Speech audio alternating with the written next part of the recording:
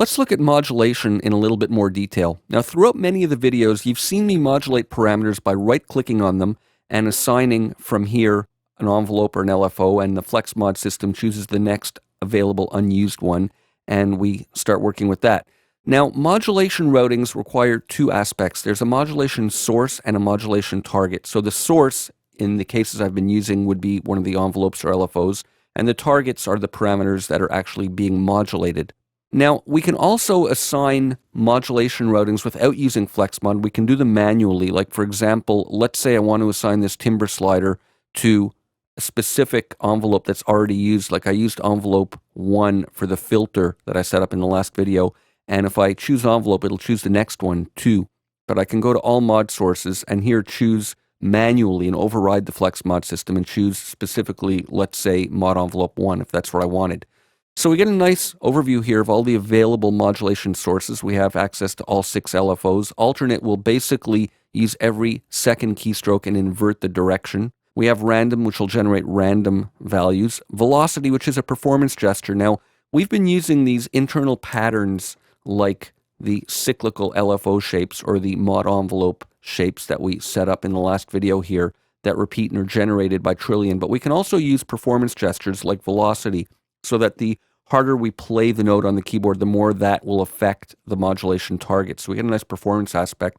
And we can also assign MIDI CC control change messages, so we can use things like mod wheels or sliders on a control surface to affect the target parameter. So let's look at the rest of the possible available modulation sources.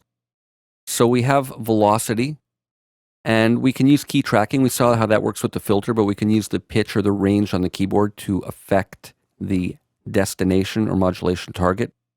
We have our envelopes here that we can use as sources. The orb is something that's left over from Omnisphere. It doesn't actually exist in Trillion. We can use the wheel. We can use aftertouch. So these are now actual performance gestures we can use, things like breath control or pitch bend. These are not generated automatically from within Trillion, but are actually used in performance while you're playing in your part. Expression, sustain pedal, etc. So we can assign modulation routings manually that way and override the flex system. And we can also assign modulation routings directly here in this section. And a third way is from within the modulation zoom, which we'll get at in another minute or two. So let's assign another routing here. I'm going to assign resonance. So from this drop-down menu, we can view any of our existing modulation routings, or we can remove them or create a new one. So I'm going to create new, and I'm going to assign this manually from here. I'm going to go new, and I'm going to choose LFO2. And I'm going to assign as the target, I'm going to go to filter, and I'm going to assign resonance. Now, basically, the source slider over here controls the amount of modulation that'll be sent from the source to the modulation target. So how much of LFO2 is going to get sent to resonance. And the target parameter is basically a duplicate of the parameter being modulated. So as I move this slider, you'll see the resonance knob move here. They move together, so it's just mirroring. Move one and the other one moves. Now let's mute this. We can mute or bypass these routings. And let me just refresh your memory what our envelope sounds like when it's affecting the filter cutoff. I'll play it with the groove so we can hear it in sync.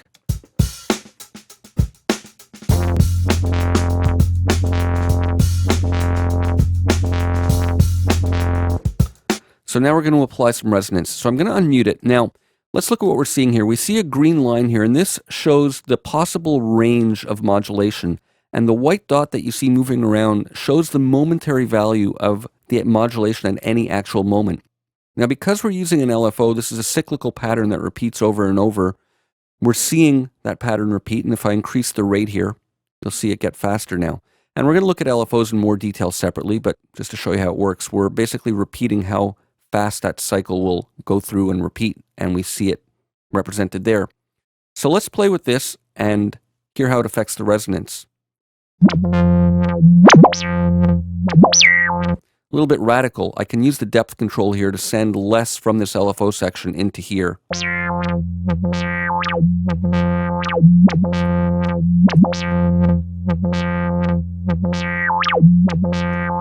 And we can also invert the parameter here, which basically changes the direction.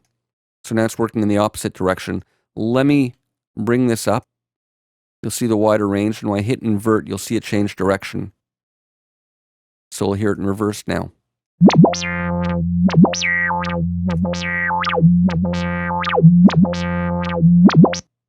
So that's a basic overview of how this front panel works. Let's dig in and look at the modulation zoom where we can get an overview of all the routings that we have set up in the entire patch. And we can see them for layer A and layer B separately. Right now, if I switch to layer B, you'll see these ones grayed out because these are routings that are assigned specifically to layer A. And there, we'll see those ones grayed out that are assigned to layer B. And we have 2 pages. We have up to 24 possible modulation routings, 12 on this page and 12 on the next one.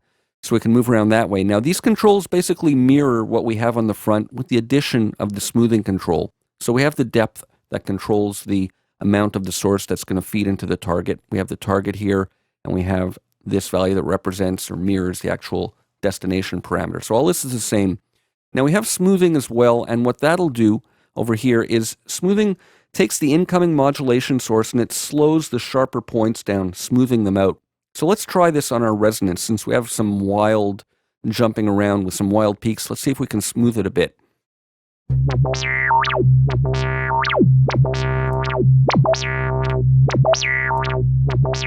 Let's uninvert it. And same thing with cutoff.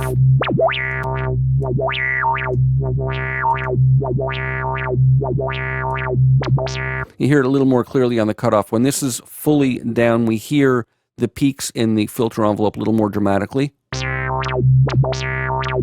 And when this is up, they're a bit more rounded or not quite as extreme. Now we can also assign routings in here directly. So for example, let's say I'm going to click hold there and I'll assign a performance gesture, of velocity. Now we know that we already have some hardwired velocity routings within Trillion. We've seen in the amp envelope, we have a dedicated velocity routing for the touch sensitivity for velocity to correspond to volume. And in the filter envelope, we have a dedicated routing for velocity to affect the cutoff frequency. Now I'm going to assign another one. So let's go back and I'm going to use velocity to modulate another parameter. Let's say I'm going to go to the oscillator and have it control FM depth. So let's close this up.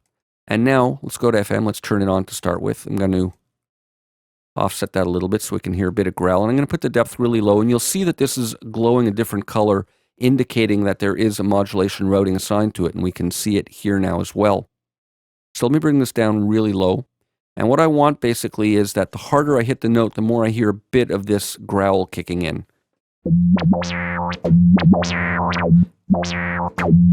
And since I want a really subtle amount, I can lower it from here as well. Let's mute the other routings just so we can hear it more clearly.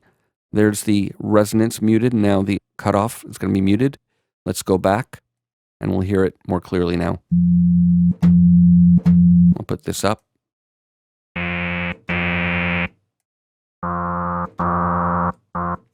It's still a lot. I want a really subtle amount here.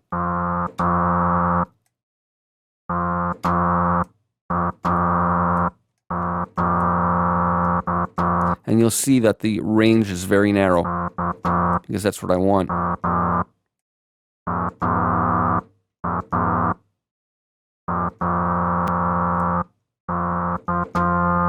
Now the harder I hit, the less growl I get, because it's inverted, versus hitting soft, where I get more of it.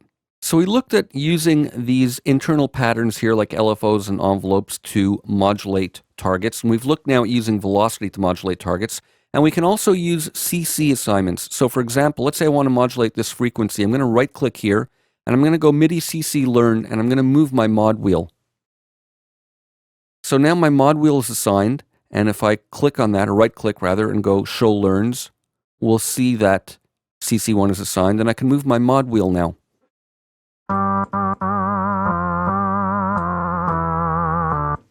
And we're also hearing some pitch offsets, and that's because if we look in the modulation zoom, we'll see that the wheel is assigned to affect LFO1 depth, and LFO1 affects the pitch control, so it's kind of a vibrato, and that's hardwired in the Steam engine. Most of these patches have this kind of thing where you have LFO1 used for a slight vibrato, and that's routed to the mod wheel. So let's bypass this for a moment, and we should hear it without the vibrato now.